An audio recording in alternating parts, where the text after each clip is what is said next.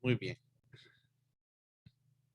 La última clase nos quedamos platicando del concepto de campo eléctrico. Introducimos esta idea de campo eléctrico que pasaba si quitábamos la fuerza, perdón, quitábamos la carga fija y entonces automáticamente vimos, les mostré la simulación, ¿verdad? Vimos que desaparecía la fuerza, se volvía a cero. Así les mostré la simulación, ¿verdad? Donde aparecía eso. Ajá. Entonces, uno dice, qué interesante eso. Entonces, lo que queda ahí, ¿qué es lo que queda ahí? Va, el efecto, pues lo que quedaba era el campo, ¿verdad? El campo, o sea, el efecto de la otra carga sobre ese punto es el campo, lo que llamamos el campo eléctrico, ¿verdad? Que es como diciendo la fuerza por unidad de carga según las unidades que tenemos. Y veíamos eso, esa simulación me parece muy constructiva, muy buena, para que uno comprenda todo el contexto de lo que es bien el campo, ¿verdad? Y luego veíamos la otra, ¿verdad? De hacerlo, verlo en el mapeo, ¿verdad? Que se hace, ¿verdad? Que se va viendo los vectorcitos y todo eso. Muy bien, solo que lo vimos ahí desde el punto de vista de cargas puntuales, ¿verdad? Porque colocamos una carga puntual y entonces se ve el mapeo, ¿verdad? Entonces, lo que vemos es lo que vimos el otro día. Con la simulación creo que lo voy a volver a poner, vale la pena. Este de fuerza eléctrica, pues. Eh, ¿Dónde está? ¿Verdad? Es el mapeo en el campo vectorial como tal, debido a una carga puntual, así es como se hace, ¿verdad? Se ve como que van emanando las líneas, ¿verdad? De la carga puntual. Ese es el campo de una carga puntual y así, esa es la forma que tiene, ¿verdad? Y luego, pues si la carga puntual es negativa, pues ocurre el efecto contrario, ¿verdad? Las cargas, pues las líneas de campo van entrando, que es lo que decían a uno en física 200, ¿verdad? En las cargas negativas entran, las cargas positivas salen. Por ahí va la idea. Entonces, ese más o menos es el mapeo del campo, pero los campos van a ser funciones, les decía yo, van a ser funciones de una variable, que generalmente pueden ser uniformes o pueden ser función de la posición. En este caso yo les decía que el campo, por ejemplo, está como sombreada a unas partes la intensidad, porque los vectores pues se van haciendo más pequeños a medida que se va esparciendo, ¿verdad? Van más largos. Entonces, el efecto de eso en la simulación, pues lo hacen con la intensidad de las líneas. Si se ven más tenues las que están más lejos, porque ya el fenómeno, pues es más, ¿verdad? Es más, como les digo, menos intenso, se podría decir. Entonces, la flecha debería ser más pequeña, ¿verdad? Pero pues se hace así más o menos para que se entienda. Y si todas tienen la misma intensidad, entonces decimos el campo es uniforme, todas tienen el mismo tamaño, la flecha y todo eso. Decimos es un campo uniforme, se mantiene constante, no importa donde yo lo mida, ¿verdad? Pero entonces por ahí va el efecto. Si yo le pongo el efecto aquí ya lo cambié, ahí está. Entonces se ve que el campo es más intenso a medida que está más cerca de la carga, ¿verdad? Y se va haciendo se vuelve pues menos intenso cuando está más lejos. Y aquí pues tenemos un campo como el mapeo de un campo uniforme, ¿verdad? En el que la intensidad de las líneas pues es la misma, entonces decimos que el campo es uniforme, pues, donde lo mida va a medir lo mismo. Entonces por ahí tenemos que trabajando con estas ideas de uniforme y no uniforme, ¿verdad? Uniforme y no uniforme. Y si mal no recuerdo, pues ya para despedirnos me preguntaba, creo que fue Fabio el que me preguntaba si los campos realmente existen, ¿verdad? Y entonces yo le decía, bueno, sí, está el campo magnético de la Tierra, por ejemplo, que es el que nos protege, ¿verdad? Del viento solar, etcétera. Y entonces ahí ustedes ven, si viéramos en los polos sería bonito, ¿verdad? Porque viéramos las auroras boreales, ¿verdad? Que es cuando viene el viento solar y entonces ven el campo magnético y se van, ¿verdad? Por ahí se va viendo que se van desviando, ¿verdad? Etcétera. Entonces, todos los planetas tienen un campo magnético, ¿verdad? Que le protege incluso de muchas, ¿verdad? De muchos fenómenos con respecto a la radiación, al fondo cósmico, etcétera. Están los campos magnéticos. Entonces, sí existen los campos, ¿verdad? Sí existen. Lo que es más abstracto que Fabio preguntaba ese día era ya el concepto de potencial, ¿verdad? Como tal. Ahí pues sí ya, a veces el potencial pues muchas veces se va viendo también como algo más abstracto, como un objeto matemático para que nos va a permitir pues encontrar campo, ¿verdad? Pero sí, a veces el potencial sí, pues es un poquito más abstracto, pero los campos sí existen, ¿verdad? Y ahí está, pues sentimos el efecto del campo gravitatorio, por ejemplo, ¿verdad? Por ejemplo, usted dice la fuerza de peso, pues si no estuviera la aceleración aquí, ¿verdad? Gravitacional, pues no tuviéramos peso, etcétera, ¿verdad? Entonces, sí existen, solo que a veces como son, no se pueden ver, ¿verdad? Entonces uno dice, pareciera que fueran abstractos, ¿verdad? Pero no. Muy bien. Entonces, hablábamos un poquito de esas ideas la última clase y pues ahora lo que queda es ir a la parte operativa, a aplicar un poquito estas ecuaciones y encontrar algunos campos de algunas distribuciones, ¿verdad? Entonces, em, se nos pidió por la cuestión de tiempo, porque se puede ver desde dos enfoques. Yo siempre arrancaba con una distribución volumétrica, el campo, ¿verdad? El campo de una esfera. Y esta vez voy a arrancar con el campo de la línea. Esta vez me pidieron que, que arrancara, bueno, nos pidieron a todos que no, pues, no enfocarnos en volumétricas ahorita, sino que en volumétricas hasta que ya lleguemos a la otra herramienta, que es la ley de Gauss, para calcularlo, porque se hace mucho más rápido y más sencillo con ley de Gauss, algunos problemas con cierta simetría. Entonces voy a arrancar el estudio de campos, de cálculos de campos, ya la parte de desarrollo de problemas, con el campo eléctrico de una línea infinita y uniforme de carga. Entonces, yo siempre he comenzado pues con la esfera, pero como es volumétrica la esfera generalmente, entonces lo vamos a ver esferas y cilindros posteriormente, la próxima semana. Yo esta vez voy a arrancar con la distribución de lineal y uniforme de carga. Vamos a estudiar diferentes distribuciones, ¿verdad? Solo que esta vez voy a cambiar el orden, no es que no vamos a ver esferas, solo que no voy a ver la esfera por medio de la definición de campo, porque es un problema que me lleva 2, 3 clases hacerlo, para que vean la magnitud del problema por la técnica de la definición. Entonces nos han pedido que por el factor tiempo, que lleva varios días discutir la esfera, ¿verdad? Entonces, desde el punto de vista de la definición que tenemos ahí, cajita encerrada, te voy a introducir el concepto de problemas por medio de la línea infinita. Y luego, pues ya vamos a hacer problemas en los que tengamos distribuciones volumétricas, ¿verdad? Que son a veces más largas de hacer por la definición que le pueden llevar varias clases a uno. Días no es que es larga, ¿verdad? Como que le va a llevar 5 días, o sea, 5 días porque son 5 clases de 1 hora, ¿verdad? Pero le lleva como cosa de 3 horas a uno hacer todo el análisis completo, ¿verdad? De la esfera. Entonces son 3 horas clase, entonces más o menos 3 días de clase, para que quede todo claro. Entonces vamos a comenzar con la línea. Entonces vemos el campo, vamos a hacer campo eléctrico de una línea infinita y uniforme de carga. Ese sería como el tópico que vamos a analizar.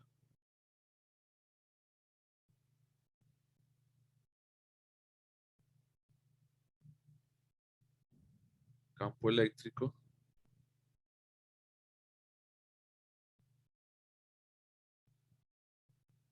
de una línea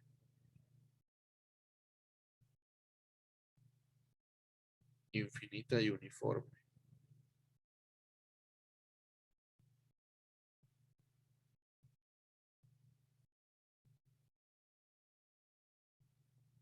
de carga. Y entonces aquí uno comienza ya a hablar de infinitos. Pucha, si no me vengo llegando al curso, ya me salen con infinitos, dice, ¿verdad? Entonces,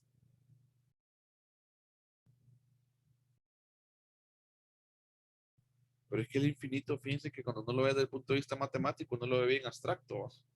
Infinito, eso, ¿no? Es un número indeterminado, no existe, etcétera, el número infinito como tal. Pero cuando hablamos de física, eh, depende. Yo podría considerar infinito algo muy pequeño, ¿verdad? Entonces vamos a ir aprendiendo a ponerle el contexto físico a las cosas, porque realmente usted no va a tener en la vida real una línea infinita. Eso ni lo piense, ¿no? Pero usted puede tener una línea muy larga. ¿Qué tan larga? Bueno, usted va viendo su problema. ¿Cuándo usted puede considerar algo infinito? Que vayan cambiando también esa forma de pensar, ya no ver el infinito como que es algo que no vamos a poder determinar, ¿verdad? O algo, sino que darle un sentido más físico a la cuestión, ¿verdad? Entonces ya empezamos a hablar de distribuciones infinitas, pero esas no quiere decir, como les digo, es como cuando usted veía caída libre, vaya, le pongo la analogía. Cuando usted veía caída libre en física 100, no vivimos en el vacío nosotros, ¿verdad? Pero usted adaptaba ciertas situaciones que en la Tierra, así como vivimos, con atmósfera y todo, se puede modelar como caída libre.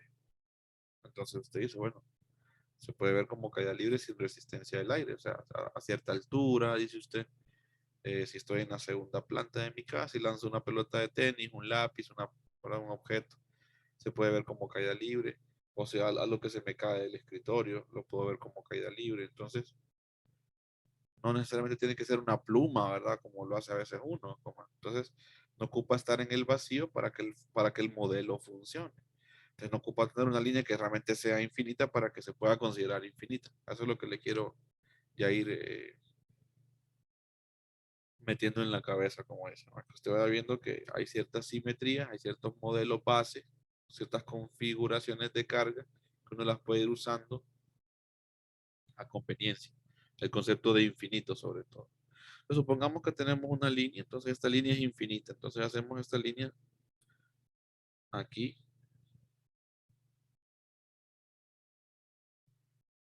y entonces ya la voy a hacer infinita. Tengo aquí el primer octante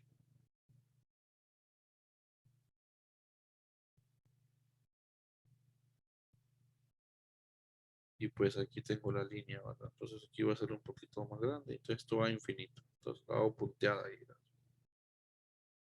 Y la coloco sobre el eje Z por conveniencia. Sobre el eje Z, paralela con el eje Z sobre el eje Z en este caso. Entonces me dicen que es una línea infinita y uniforme de carga. Entonces esta palabra uniforme indica que la densidad de carga es constante, es uniforme. O sea que en cualquier parte donde yo mida la densidad de carga, esa va a valer lo mismo. Se distribuye uniformemente, decimos, la carga a lo largo de la línea infinita. Entonces la lambda es constante. Bueno, entonces lo que nos están pidiendo a nosotros es encontrar el campo eléctrico de una línea infinita y uniforme de carga. ¿A dónde? En un punto P ubicado en el plano XY. Ahí lo vamos a encontrar. Un punto P aquí, ubicado en el plano XY. Muy bien. Entonces, ¿cómo se encuentra ese campo de esta distribución en este punto? Encontrar E en P, lo que le están diciendo prácticamente. Vamos al comentario aquí, encontrar E en P.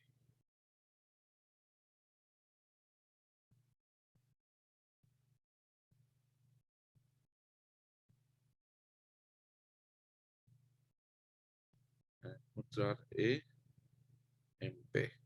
Bueno, entonces, ¿cómo se encuentra E en P? Usted ya tiene una herramienta.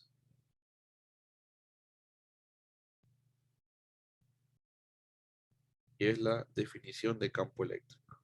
E es igual a 1 sobre 4 pi epsilon sub 0 integral del dq multiplicado por el vector de posición relativa y dividido por r al cubo. De aquí parte usted siempre. No debe partir planteando vectores, no, debe partir de una ecuación principal para que usted vea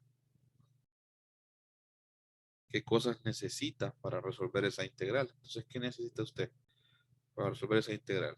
Necesita el elemento de carga y los vectores. Entonces, lo primero que uno plantea es el elemento de carga. ¿Por qué? Porque es el que me va a permitir escoger el sistema de coordenadas de la fuente. Porque este es de Q', acuérdense. Que vienen ustedes y dicen, bueno, encontrando de Q, es lo primero que usted tiene que plantear aquí. Se va a un ladito de la página Y entonces encuentra DQ. Y ya dijimos que el DQ tiene 3 definiciones. Entonces, en este caso estamos hablando que DQ puede ser, aquí está, miren, no se les olvide. Si es lineal, DQ va a ser lambda por DDS. Bueno, entonces, usted aquí dice, bueno, DQ va a ser lambda por DDS.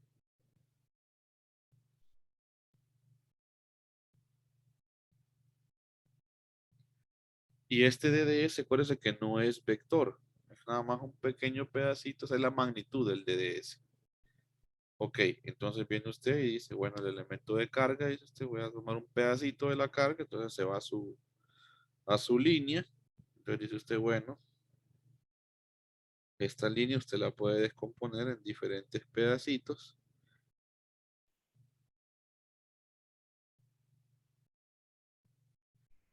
DDS. Entonces usted agarra un pedacito de esos DDS aquí. Entonces traza su... Ahí se nota, ¿verdad? El DDS. Voy a hacer un poquito más grueso, solo para efectos académicos. Aquí está el DDS. Entonces es el elemento de carga. Entonces usted dice el DQ. Ahí está mi DQ, dice usted. Entonces la magnitud de esta línea, ¿verdad? Esta línea tiene magnitud DDS. Entonces ese DDS, pues claramente se ve que queda en Z, porque estoy sobre el eje Z. Entonces ese pequeño pedacito de línea, pues tiene un tamaño de Z. Dice usted, bueno, lambda de Z. Entonces el DDS sería lambda de Z prima. Lambda de Z prima. Y entonces DQ es eso. Ya tiene el DQ. Entonces su integración va a ir en Z. Usted va a integrar en Z. Ahí está. ¿Qué me hace falta? Me hace falta el vector de posición relativa. Entonces, ahora encuentra el vector de posición relativa. Entonces usted encontrando R. Todo lo que le hace falta usted lo va encontrando para armar la integral. Bueno, ¿cómo se definía R? R se definía como el vector R de posición, el punto de campo decimos menos el punto de fuente, R menos R'. Entonces para encontrar el vector de posición relativa ocupo R y ocupo R'. Entonces dice usted R, ¿y quién es R? Es el vector que va del origen al punto donde yo quiero encontrar el campo. Entonces usted traza su vector R, su vector de posición R, entonces lo traza del origen al punto donde usted quiere, a ver, encontrar el campo. Aquí, aquí. Entonces dice, ese es mi vector R. Entonces aquí usted escoge el sistema de coordenadas en que se quiere mover. Este problema como tal está pues para hacerse por dos vías. Usted puede escoger irse por cartesianas o puede escoger irse por coordenadas cilíndricas, porque para llegar a este punto P que está aquí, usted puede escoger un camino rectangular, X en X más Y en Y. En este caso, pues, la altura Z es 0 porque estoy en el plano XY.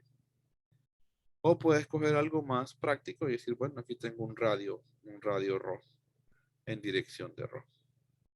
Y Z, pues, como les digo, es 0, ¿verdad? Entonces, no. Entonces me parece a mí que podemos irnos por coordenadas cilíndricas por simplicidad. Entonces usted dice, bueno, el vector de posición en cilíndricas, yo sé que es ρ en dirección de ρ más z en dirección de z. Pero en nuestro caso, z es 0, porque estamos en el plano XY, y entonces lo que nos queda es simplemente ρ en dirección de ρ. Entonces z vale 0 en este caso. Entonces, de ahí, ¿verdad? Así por eso es que aprendimos al vector de posición antes, pues, para saberlo cómo es en los 3 sistemas de coordenadas que usamos. Me parece que se puede ir uno por cilíndricas, es más cómodo. Pero también creo que el autor lo deja como problema del libro. O sea, le dice, uno de los problemas que él propone como final de capítulo, pues hágalo por cartesiano. Y va a llegar a la misma respuesta. Ok, entonces ya tengo el R. Ok, que es el vector que va, ¿verdad? Del punto donde, del origen al punto donde yo quiero medir el campo. Muy bien. Y el punto de fuente, bueno, es el vector que va del origen a mi DQ, a mi elemento de carga. Entonces dice usted, encontremos el punto fuente. Aquí le voy a hacer un poquito más grueso para que se note. ¿Ves? Va del origen, miren,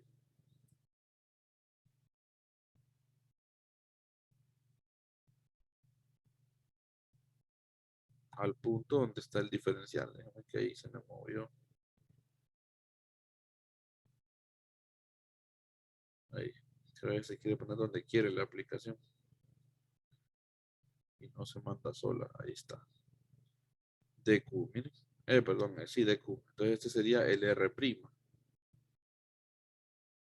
Y el R relativo yo nunca lo hago, pero el R relativo pues se va, es el que viene de aquí para acá, de la fuente al campo. Ese sería el vector de posición relativa, o sea, la resta de los dos, R menos R'. Entonces, pero si lo hago aquí el cálculo. Entonces, el R', ¿quién sería? Pues para llegar aquí, solo me estoy moviendo en dirección de Z, ¿verdad? Verticalmente, una coordenada vertical me estoy moviendo. Entonces usted dice, es Z' en dirección de Z, porque no me estoy moviendo ni en X, ni en Y, ni en RO, ni nada, ¿verdad? Estoy sobre el eje Z. Solamente me moví verticalmente. Entonces su vector de posición R' es Z en dirección de Z. Hasta ahí vamos bien con el planteamiento de los vectores. ¿Se entiende? Es importante la parte gráfica, que ustedes dibujen los vectores, dibujen la simetría, que no lo hagan en la mente. Les trazan sus dos vectores y ya estamos listos. Bueno, entonces, ¿quién sería el R? Me parece que el R sería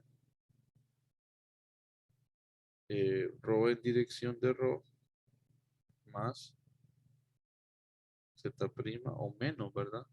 Y es la resta. Es Z' menos Z' en dirección de Z. Y la magnitud de R, pues, en este caso, como estamos en el mismo sistema de coordenadas que son cilíndricas, porque Z pertenece a cartesianas y a cilíndricas, y ρ pues pertenece a cilíndricas, entonces simplemente la magnitud de las componentes al cuadrado. Entonces usted dice, bueno, sería ρ cuadrado más Z' cuadrado a la 1/2. Y ahí tengo la magnitud del vector de posición relativa. Entonces ya tengo todo para armar la integral. El R, su magnitud y el DQ. Entonces me voy a la integral y digo, luego, siempre es bueno que ustedes vayan comentando sus problemas. Luego, dice usted, voy a ponerle toda la página. Luego, el campo eléctrico va a quedar 1 sobre 4 pi epsilon sub 0. Y aquí como no hacemos cálculos numéricos, esto lo manejamos siempre así, 1 sobre 4 pi epsilon sub 0. En 200 uno lo manejaba, ¿verdad? Con una constante de Coulomb, la constante K, ¿verdad? ¿No? 8.99 por 10 a la 9, decía.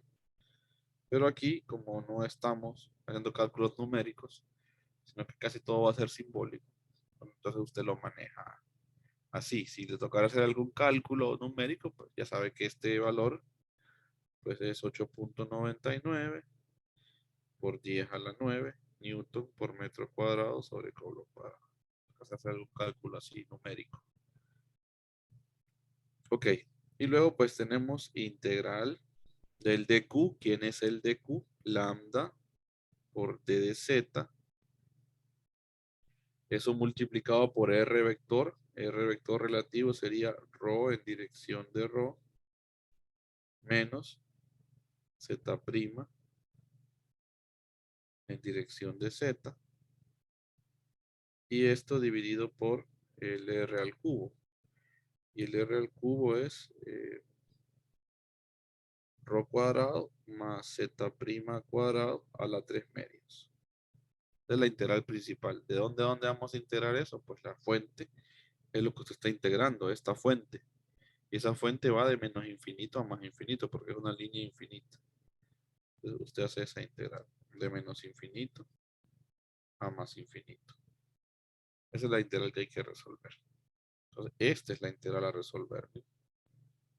Ya la tenemos armada. Y el vectorial pues tiene direcciones de vectores, entonces hay que ir trabajando de a poco. Entonces, si ustedes se fijan, me queda de momento una posibilidad de que exista campo en la dirección ρ, por como está planteada la integral, y que exista campo en la dirección z, se fijan. Va a tener dos componentes, un campo en ρ y un campo en z, por lo que tenemos aquí. Usted va a aplicar propiedad distributiva, entonces le van a quedar dos componentes. El campo tendría más o menos esta forma. Entonces el campo eléctrico va a tener esta forma. Una componente ρ que va a quedar en dirección de ρ, más una componente z, pues que queda en dirección de z. Esa, por lo que yo estoy viendo acá, ese campo va a tener dos componentes. Pueda que en el camino se le anule una componente con sus simetrías, etcétera, y no sé, no es que, pero de momento es lo que uno espera. Entonces uno dice, bueno, voy a analizar componente por componente a ver si se me anulan o se mantienen, etcétera. Entonces analizamos primero, pues aplicamos distributiva y analizamos la componente ρ del campo. Entonces usted dice, bueno, analizando componente ρ, se va aquí y dice analizando componente ρ. Analizando componente error. Error. Bueno, entonces la componente ρ del campo quedaría así. Usted aplica distributiva, entonces le va a quedar esto multiplicado por esto. Entonces le va a quedar 1 sobre 4 pi epsilon sub 0 integral de menos infinito a más infinito de ¿quién? A ver, lambda d de z, lambda por rho prima, no, lambda por rho, perdón, por d de z prima, eso en dirección de rho, y dividido por el denominador que es rho cuadrado más z prima cuadrado a la 3 medios. Esa es la componente rho. Nada más me enfoco en ella ahorita, luego hago la componente z. Pero entonces hago por partes el problema. Me voy a la componente ρ, hago la distributiva y me quedo con esa componente y la vamos a analizar. Ok, entonces, ¿qué puede salir de la integral? Uno va viendo. Me parece que hay algunas constantes ahí. Entonces usted puede sacar lambda, por ejemplo. Lambda puede salir de la integral porque es una constante. Me dicen que la densidad es uniforme. Entonces, como es uniforme, es constante. Entonces sale de la integral. Y si a veces pueda que dependa de la posición. Si depende de z y estoy integrando z, pues no podría sacar la densidad. Pero en este caso, pues es constante, entonces sale de la integral. Y pues sale el 4pi epsilon sub 0. ¿Y qué más podría salir? Entonces aquí tengo un unitario. Ese unitario, yo sé que ese unitario depende de phi.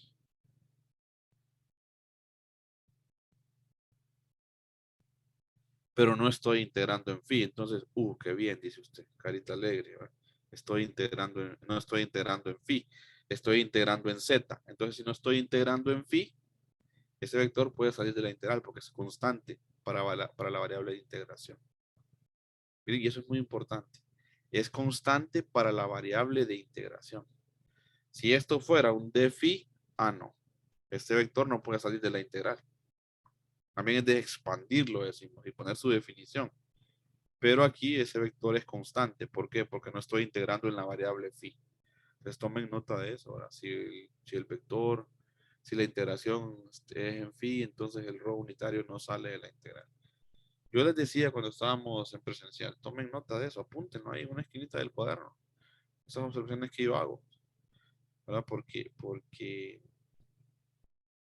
tenían su cuaderno. No sé, ahorita no los estoy viendo, no sé no sé si ustedes tienen su cuaderno o solo capturas de pantalla, pero me parece a mí que siempre es bueno tener su cuaderno de notas. Un consejo que les voy a dar, ¿verdad? Porque después las capturas se pierden, etcétera, ¿verdad? Y, y ahí está en su cuaderno con todas las notas, etcétera. Y de los cuadernos van haciendo los libros, etcétera. Y así va uno mejorando las cosas. Ok, entonces ese ρ sale de la integral. ¿Todos claros por qué sale de la integral el ρ unitario?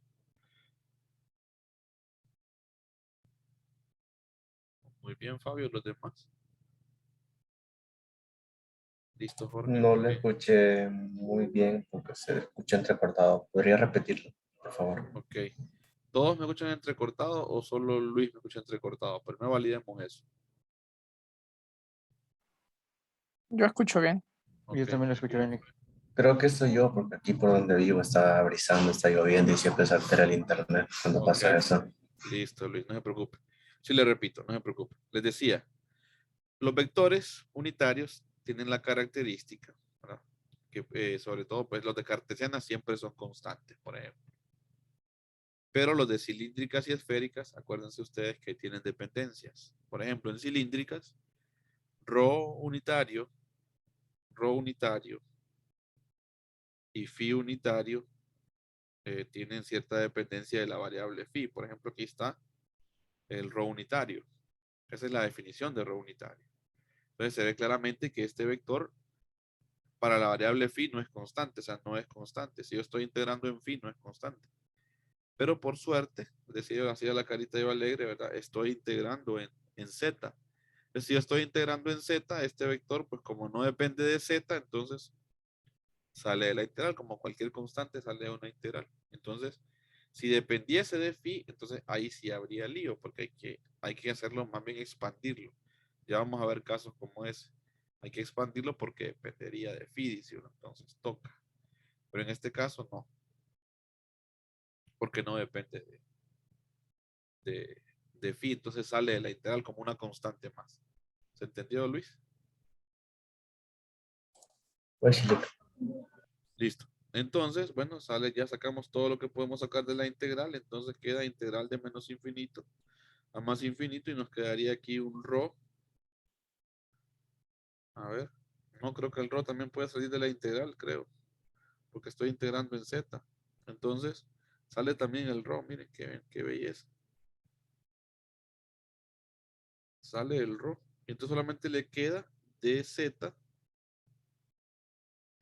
dividido por ρ cuadrado más z' cuadrado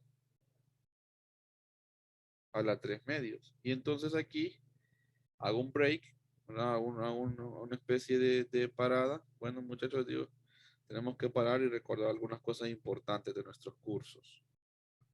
Dejo una parada ahí.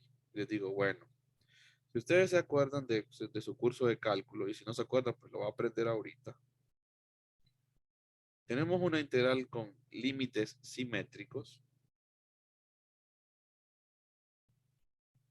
de una función f de u de du. Yo puedo resolver esa integral bueno, de entrada por dos caminos. No sé si ustedes se acuerdan de cálculo. Puedo tener dos opciones. Si la función es par, si la función es par a la que yo estoy integrando, esto se puede resolver así, como dos veces la integral de 0 a df de u de du. Df de u de du, y esto sucede si la función es par. ¿Se acuerdan en la tarea 1? Que les dejé cosas de funciones pares e impares. ¿Recuerdan eso? Cuando Sí, una función es par y impar, y eso era muy importante. Y les puse funciones parecidas a las que nos aparecen en los problemas, porque necesitaba que recordaran esa idea, porque en algún momento lo íbamos a ocupar. Entonces, si la función es par, esa integral yo la puedo poner como dos veces la integral de 0 a, pero ojo, límites de integración simétricos. Si no, no. Puede ser par y todo, pero si los límites no son simétricos, no aplica. Por eso les hago aquí la observación. Límites de integración simétricos. Ok, y entonces eso va a ser, así se resuelve si es par, y entonces usted hace la integral y etcétera. Y si es impar, tenemos una ventaja. Esa integral da 0. Entonces nos ahorramos el tiempo de estar haciendo integrales que nos van a dar 0. Pero hay que detectar cuando la función es impar y cuando es impar. Entonces por eso la tarea 1. Ok, estas funciones son pares o impares, les dije yo. Entonces aquí es donde yo empiezo a decir tarea 1. Acuérdese de tarea 1, le digo. Entonces usted dice, ok, sí, le acuerdo de tarea 1. Bueno, pues espero que sí, le digo. Entonces, esa integral que yo tengo ahí, yo la puedo escribir como 2 veces la integral de 0 a infinito, ¿sí o no? Entonces, vengo y digo, bueno, ¿por qué? Porque la función es par. ¿Quién es la variable? Z. ¿Cómo me doy cuenta que es una función es par? A ver, acordemos. Se supone que hicimos la tarea 1 todos. Entonces, acordémonos. Si f de u es igual a f de menos u, la función es par. Si f de u es igual a f de menos u. F de u, sí. Si f de menos u. Ajá, sí, aquí lo mismo, aquí, ¿verdad? Sí, sí. Así. Sí. Ajá. Yo lo había puesto mal, es cierto. Excelente. Eso es, ¿verdad? Así es la condición. Entonces usted evalúa en menos u, en este caso en menos z, y entonces menos z, dice usted, al cuadrado, ¿verdad? Y solo ahí hay z, debe tener el rho cuadrado, el ds, entonces le queda la misma función, ¿verdad? Le evalúa en menos u y le queda la misma. Entonces se cumple esto, que f de z es igual a f de menos z. Entonces la función es par, dice usted, excelente. Entonces, como es par, usted dice, bueno, yo estoy integrando pues en z, entonces esa es la que reviso. No es rho el que reviso, sino que es z. Dice usted, e de rho va a ser igual entonces a lambda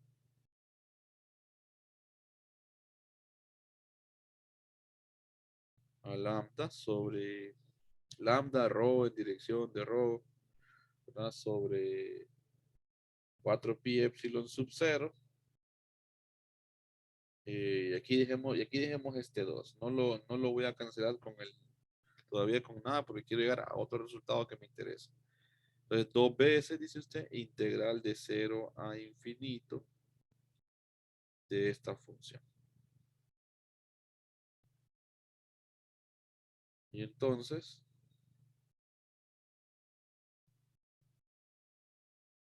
aquí hacemos otro espacio,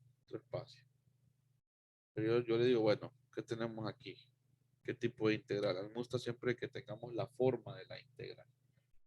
Entonces, así como yo les pido que hagan las tareas, así como les pido que hagan los problemas en las pruebas, etc. Entonces, ok, integral. ¿Qué forma tiene esta integral? Esta. Entonces, la integral esa integral tiene la forma d de u.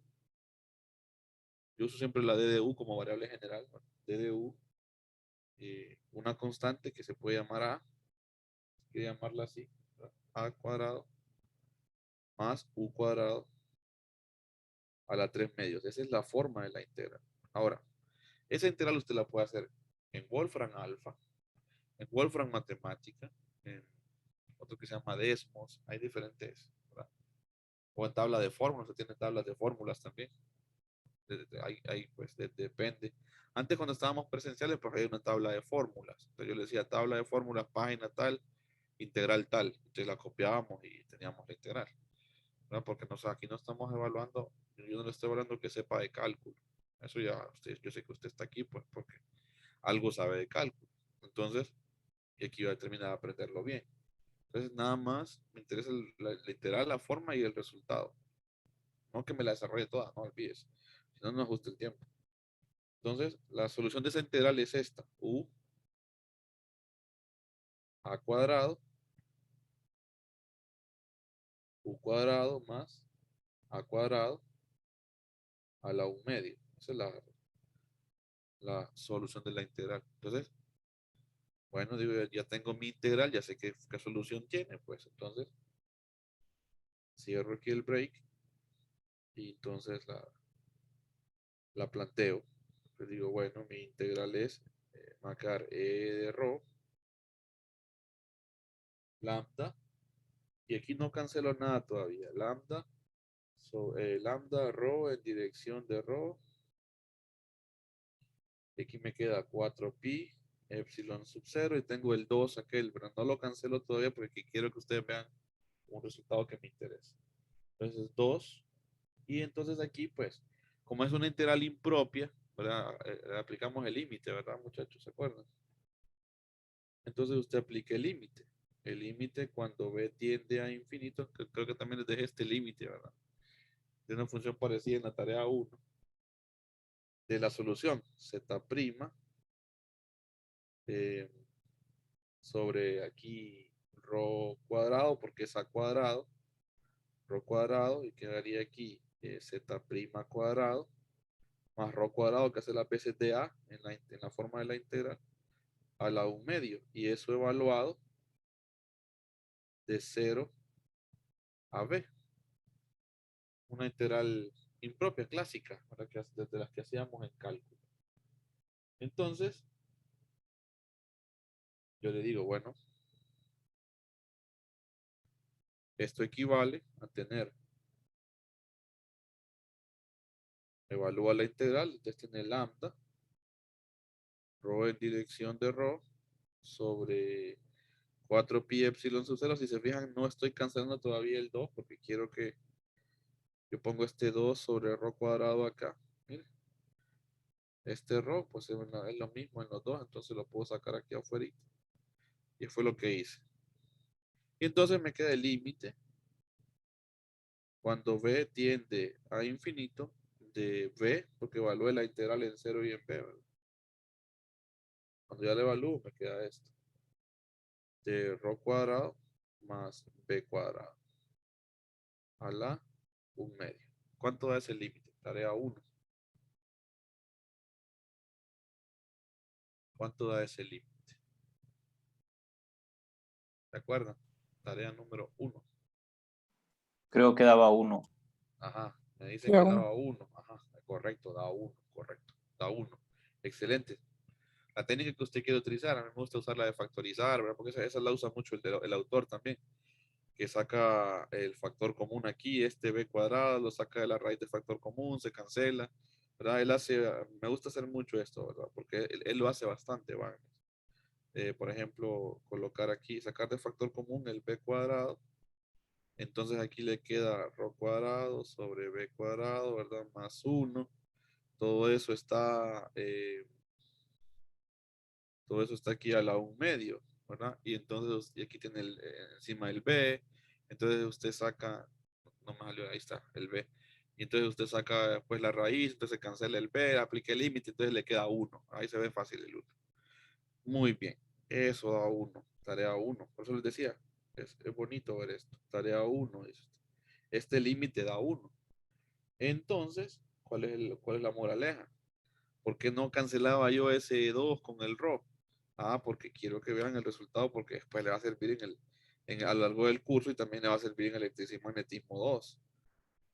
Porque aparece mucho esta integral, esta integral con límites infinitos. Entonces, le vuelvo a hacer un break y le digo, mire, ve, acuérdese, téngalo guardado este resultado para su curso de electricidad y magnetismo 1 y 2. Integral de menos infinito más infinito de d de u está en esta forma d de u sobre a cuadrado más u cuadrado a la 3 medios, que fue lo que hicimos prácticamente, ¿verdad? Eso equivale a tener 2 sobre a cuadrado. Entonces, este resultado ténganlo a mano.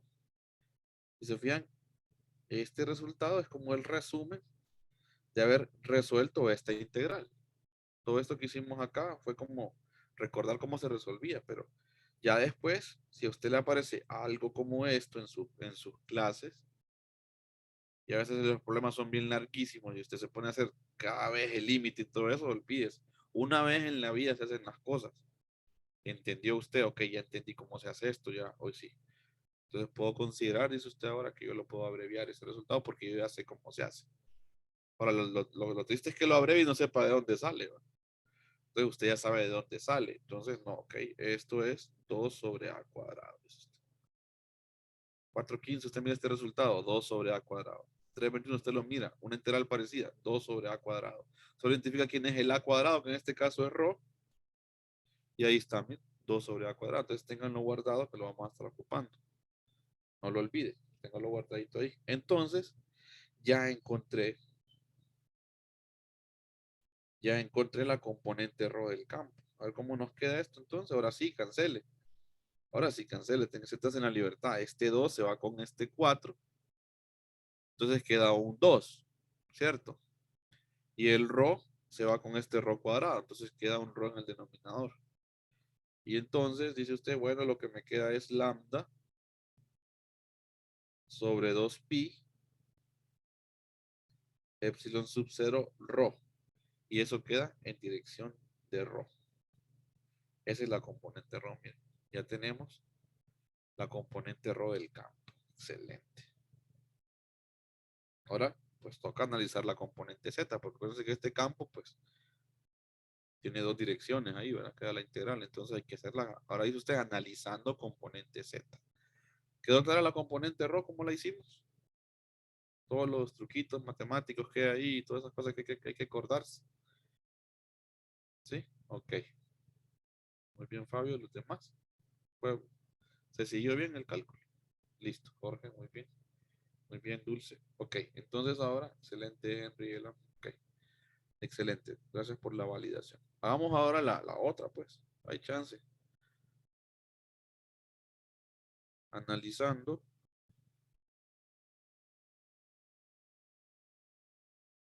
componente Z, componente EZ. Excelente, dice usted. Bueno, a ver cómo nos va con la componente Z. Entonces dice usted, bueno, la componente EZ sería 1 sobre 4pi epsilon sub 0, integral de menos infinito a más infinito. Y entonces usted dice, bueno, ¿quién sería ese? Entonces, aquí está la integral, dice usted, bueno, aplico distributiva, entonces me va a quedar este por este. Va a quedar con un menos, hay un menos aquí afuera, coloco un menos aquí, y entonces le queda lambda, z' d de z en dirección de z sobre, ¿qué nos queda ahí? Rho cuadrado más z' cuadrado a la 3 medios. Bueno, y con solo ver eso, muchachos, ¿cuánto es esa integral? 0, 0. ¿Por qué da 0, Fabio? porque la función del integrando es impar. Es impar y tiene límites de integración simétricos, ¿verdad? Muy bien, lo que dijimos acá arriba. Miren, lo que la vuelve impar este z que está aquí. Antes no estaba en la otra. Se fijaron que en la otra no estaba el z. Aquí. Y entonces esto sí, ¿verdad? Esto es par, pero ¿qué pasa con esto? Esta función z, la función lineal es impar, ¿verdad? Entonces vuelve impar la función. Miren. Entonces, ¿qué pasa cuando es impar? Que f de u le queda, a ver, ¿cómo es que le queda? F de menos u es la cosa, ¿verdad? Sí, Es igual a menos f de u, ¿verdad? Y entonces eso es lo que queda. Cuando lo evaluamos en menos u, lo que tenemos es la menos la función evaluada en u. Y entonces eso es impar. Entonces dice, bueno, así se da cuenta que es impar. Y entonces esto da 0 automáticamente. Usted la puede desarrollar la integral y todo, hágala por practicar si quiere, porque va a llegar a un 0. Es cierto lo que decía el link, da 0. Ok. Y entonces quiere decir que el campo solamente tiene componente ρ. Entonces, miren. Entonces eso es bonito porque hay cierta simetría. Que solo tenga componente ρ, eso es muy importante porque tiene cierta simetría. Entonces dice usted, bueno, el campo total, prácticamente el campo total es ρ. Y entonces es lambda sobre 2pi epsilon sub 0 ρ en dirección de ρ. Y ahí está el campo de una línea infinita y uniforme de carga. Miren qué bonito eso. Entonces, ¿qué pasa cuando hay resultados así, que quedan con cierta simetría? Entonces, presenta simetría el resultado, pues va a tener una componente radial, entonces el campo queda en dirección radial, dice uno. Vea como que esta es la línea, este punto, o sea, es la línea que va saliendo de la página, supóngale. Entonces, el campo pues queda así, en dirección radial. Eso es lo que usted tiene. El mapeo del campo queda en dirección radial alrededor de la línea, ¿no? Miren qué interesante. Pero queda en dirección de ρ, o sea, que este ρ, cuando queda en dirección de ρ, es que no va a quedar inclinado, ¿va? Porque acuérdense que el ρ de cilíndrica es ese paralelo al plano aquí lleva. Miren qué genial. Y es una función racional, ojo, ¿verdad? Una cosa es el mapeo del campo y otra cosa es la función. Es una función racional.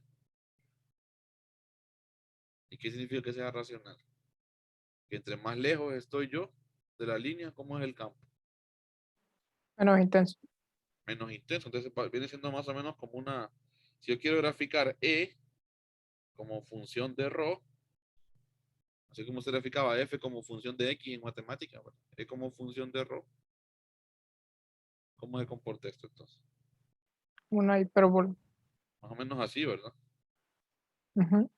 Ajá. Entonces, a medida que el R se va haciendo grande, entonces usted va viendo que esto va tendiendo a ser cero, ¿va?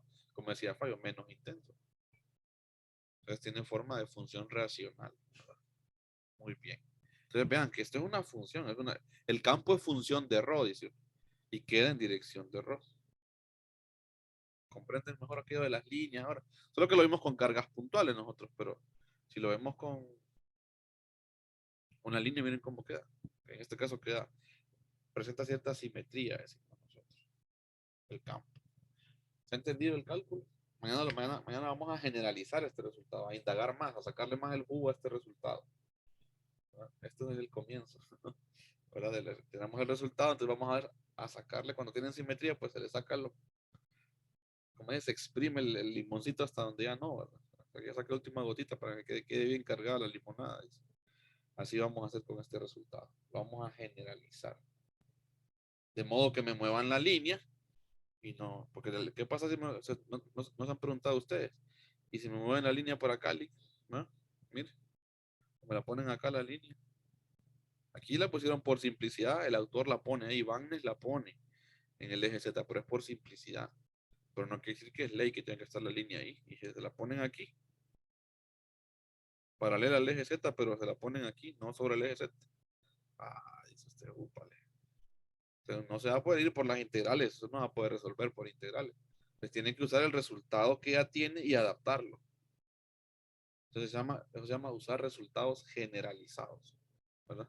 ¿De acuerdo? Mañana le voy a enseñar cómo generalizar el resultado para reutilizarlo y que me muevan la línea. Listo, ya estamos con física, miren. Bienvenidos a 321. Hoy sí, ¿verdad? Ya nada de matemáticas ahí, ¿verdad? Estamos viendo cosas de física, que es lo bonito, ¿no? Hacer distribuciones y todo eso. Muy bien. Seguimos mañana entonces, jóvenes. Se me cuidan, que estén muy bien. Saludos. Muy bien, Lick. Nos vemos. Cuídense. Nos vemos. Saludos, Fabio. Chécale. Nos vemos, Lick. Que cuídense. Gracias, Lick. Buenas Nos noches. vemos, Milín. Buenas noches. Cuídense. Listo, Fernando. Saludos. Cuídense. Que estén bien.